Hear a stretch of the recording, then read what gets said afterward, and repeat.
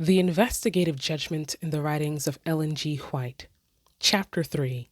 Heaven's Judgment Begins. To Ellen White, a plethora of scripture references point to the opening of heaven's grand assize, the investigative judgment.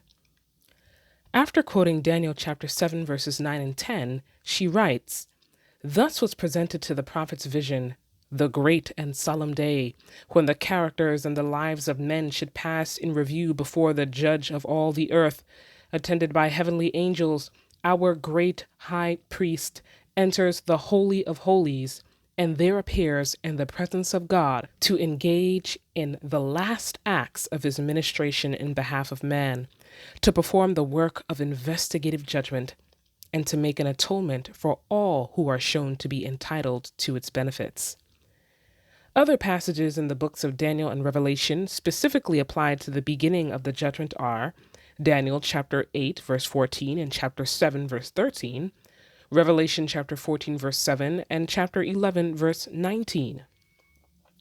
The coming of the Lord to his temple as foretold in Malachi chapter 3 verse 1, and in the parable of the 10 virgins, the coming of the bridegroom to the marriage, were also both understood to be descriptions of the same event. Not only the year, 1844, but even the very day, October 22, when heaven's judgment began, was foretold in the prophecies.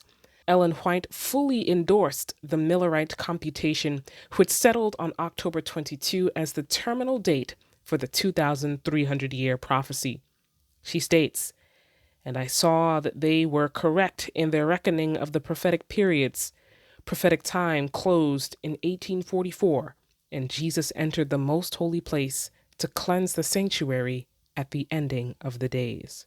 The 10th day of the 7th month, the great day of atonement, the time of the cleansing of the sanctuary, which in the year 1844 fell upon the 22nd of October, was regarded as the time of the Lord's coming. This was in harmony with the proofs already presented that the 2,300 days would terminate in the autumn. The computation of the prophetic periods on which that message was based, placing the close of the 2,300 days in the autumn of 1844, stands without impeachment."